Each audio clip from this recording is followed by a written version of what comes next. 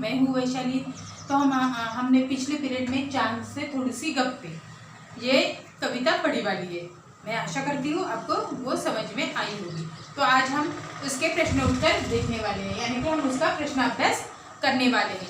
तो सबसे पहला कविता से है। तो सबसे पहला प्रश्न है कि कविता में आप पहने हुए हैं कुल आकाश कहकर लड़की क्या कहना चाहती है। इस कविता में एक 11 साल की बच्ची अपने भाव को प्रकट करती है, यानी कि हम जब छोटे थे तब भी चांद से बातें करते थे, उसी तरह ये 11 साल की बच्ची भी चांद से बातें करती हुई कविता में कवि ने बताया वाला है। तो क्या है सबसे पहला वाला क्वेश्चन, कविता में आप पहने हुए हैं कुल आकाश कहकर लड़की क्या कहना चाहती है। तो इसका उत्तर क्या है, कविता में आप पहने हुए हैं कुल आकाश कहकर लड़की चांद तारों से जड़ी हुई चादर ओढ़कर बैठा है, ऐसा कहती है। क्या कहती है, कविता में आप पहने हुए हैं कुल आकाश कहकर लड़की चांद तारों से जड़ी हुई चादर ओढ़कर बैठा है, ऐसा कहती है। तो क्वेश्चन नंबर 2, हमको बुद्धू ही निरा समझा है कहकर लड़की क्या कहना चाहती है। इस लड़की कहती है कि नीरा हमको बुद्धू ही समझा है क्या। तो देखो क्या कहना चाहती है, हमको बुद्धू ही नीरा समझा है कहकर लड़की हम बुद्धू नहीं है जो आपकी बीमारी ना समझ सके, इतने भी हम बुद्धू नहीं है, ऐसे वो लड़की कहती है।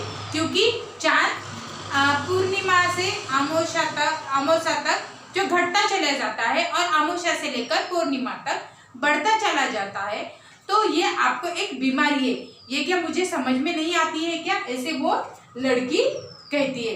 तो अब क्वेश्चन नंबर 3 पढ़ने वाले हैं। तो क्वेश्चन नंबर 3 क्या है, आशय बताओ, यानी कि इस यहाँ पे कुछ कविता की पंक्तियां दी है, उसका आशय बताना है हमें। तो देखो वो पंक्तियां कौन सी है, यह मर्ज आपका अच्छा ही नहीं होने में आता है। क्या है, यह क्वेश्चन नंबर 3 देखने वाले हैं। तो ये क्या है, आशय बताओ है, यहाँ पे कुछ कविता की पंक्तियां दी है, उसका आशय हमें बताना है। यह मर्ज आपका अच्छा ही नहीं होने में आता है, इन पंक्तियों का अर्थ बताना है यहाँ पे। तो क्या है अर्थ, कवि के अनुसार चांद को कोई बीमारी है जिसके कारण ये घटते हैं तो घटते ही चले जाते हैं और बढ़ते हैं तो बढ़ते ही चले जाते हैं। ये बीमारी ठीक होने का नाम नहीं ले रही है। कविता का आशय क्या है, ये कवि के अनुसार चांद को कोई बीमारी है जिसके कारण ये घटते हैं तो घटते ही चले जाते हैं और बढ़ते हैं तो बढ़ते ही चले जाते हैं, ये बीमारी ठीक होने का नाम ही नहीं ले रही है। तो अब क्वेश्चन नंबर 4। तो क्वेश्चन नंबर 4 क्या है, कवि ने चांद से गप्पे किस दिन लगाई होगी। मीन्स बच्ची के रूप में उन्होंने चांद से गप्पे लगाई है, वो गप्पे उन्होंने कौन से दिन लगाई होगी। इस कविता में आई बातों की मदद से अनुमान लगाओ और उसका कारण भी बताओ। देखो यहाँ पे दिन दिए वाले हैं, पूर्णिमा भी दिया है, अष्टमी से पूर्णिमा के बीच भी दिया है, प्रथमा से अष्टमी के बीच भी दिया है। तो कौन सा है वो देखने वाले हैं। देखो इसका आंसर क्या है, गोल है खूब मगर आप तिरछे नजर आते हैं जरा अष्टमी से पूर्णिमा के बीच। कौन से, अष्टमी से पूर्णिमा के बीच, दूसरे नंबर वाला। क्योंकि कविता में इन उपयुक्त पंक्तियों का प्रयोग किया गया है जिससे पता चलता है चांद अभी तो गोल है, गोल तो है पर पूरी तरह से नहीं, यानी कि अभी तो गोल है लेकिन पूरी तरह से नहीं, यानी यहाँ पूर्णिमा से कुछ दिन पहले का वर्णन किया गया है। यानी कब किया गया है चांद से गप्पे, अष्टमी से पूर्णिमा के बीच का है। समझ में आया ये आपको।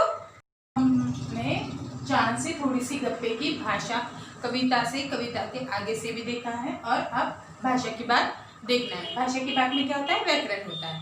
तो सबसे पहले वाला क्वेश्चन क्या है, चांद संज्ञा है। क्या है, चांद क्या है, ये संज्ञा है। तो चांदनी रात में चांदनी क्या है, विशेषण है। तो नीचे दिए गए विशेषणों को ध्यान से देखो और बताओ कि कौन सा प्रत्यय जुड़ने पर विशेषण बन रहे हैं।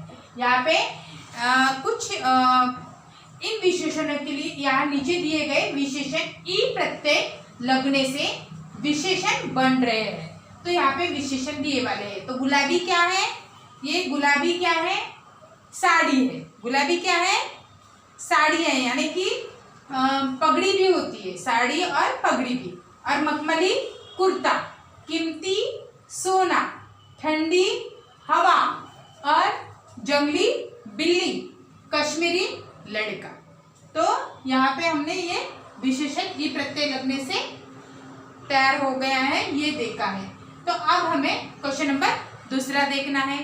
तो गोल मटोल गोरा चिट्टा, क्या है? गोल मटोल और गोरा चिट्टा।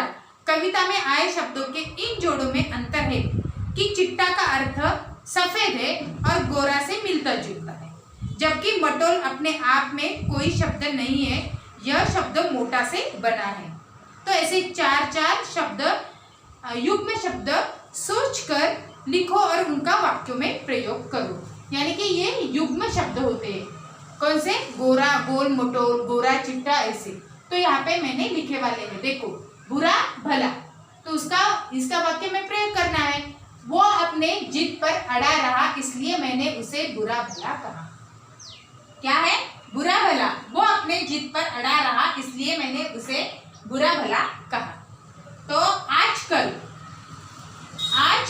अपराध की संख्या अधिक हो गई है। क्या? आजकल अपराध की संख्या अधिक हो गई है, इसका वाक्य में प्रयोग। पतला दुबला, श्याम पतला दुबला व्यक्ति है। समझ में आया ये? हमने देखा है कि दुबला पतला, श्याम पतला दुबला व्यक्ति है।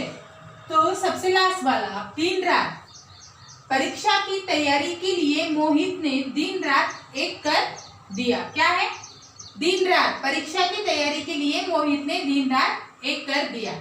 तो अब क्वेश्चन नंबर तीसरा देखने वाले हैं। तो वो क्या है? बिल्कुल गोल। कविता में इसके दो अर्थ है, यानी कि गोल आकार का और बिल्कुल ही गायब होना।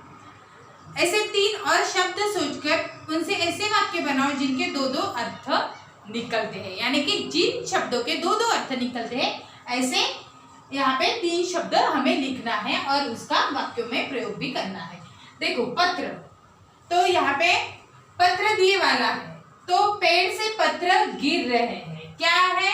पेड़ से पत्र गिर रहे हैं, यानी पत्ते। पत्ते को पत्र भी कहा जाता है। डाकिया पत्र लाया, तो यहाँ पे पत्र के दो अर्थ निकले हैं। एक डाकिया जो पत्र लाता है वो, और दूसरा पेड़ के पत्ते। और यहाँ पे आम फलों का राजा है। आम क्या है? फलों का राजा है, यानी आम फल है। वह आम आदमी है। आम यानी दिन, मामूली।